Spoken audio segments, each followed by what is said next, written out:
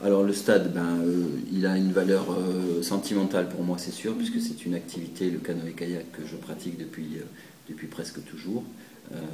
Mon père en faisait avant, donc c'est une histoire de génération.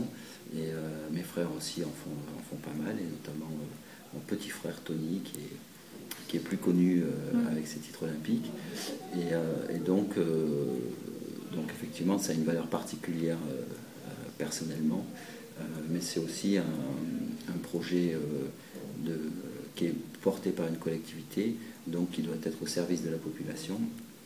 Et c'est pour ça qu'on a souhaité, au cours de l'élaboration, que ce soit accessible, bien sûr, pour des grands événements sportifs qui me touchent directement, mais aussi pour le grand public, pour pouvoir s'essayer aux joies de l'eau vive, et notamment du rafting. Donc j'ai essayé aussi de faire abstraction de mon intérêt personnel.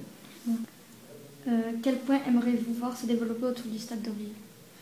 Alors effectivement, un autre point qui pose quand même souci, c'est que, comme je l'ai dit au départ, le stade d'Auville est venu remplacer une friche industrielle, puisque en fait, au début des années 1900, à Pau, il y avait un tramway, et donc les usines des tramways se situaient dans le secteur ici du stade d'Auville.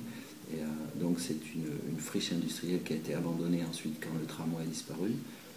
Et donc on peut voir beaucoup de maisons abandonnées aux alentours du stade d'Auville. Et c'est vrai que c'est une zone qui n'est pas forcément très attractive au premier abord.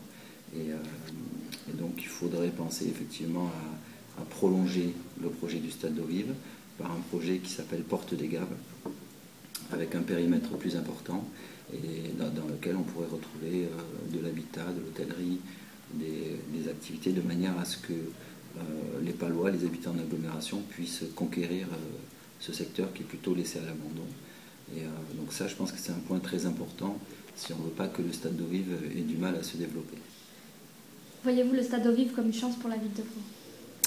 Bien oui, simplement parce que ça correspond, c'est un projet que l'on dit identitaire. Ça veut dire qu'il correspond bien quand même à l'image de notre agglomération, une agglomération qui est tournée vers les Pyrénées, vers la nature. Et c'est vrai que c'est un sport de plein air qui a une image de nature, d'écologie notamment, et de développement durable. Et je pense que ce projet-là est une bonne vitrine pour l'agglomération. Et maintenant, il faut quand même continuer à travailler, à développer ce projet de manière à ce que financièrement il soit équilibré, et qu'il porte ensuite tous les bénéfices que l'on attend de lui, que ce soit en termes d'image ou financièrement.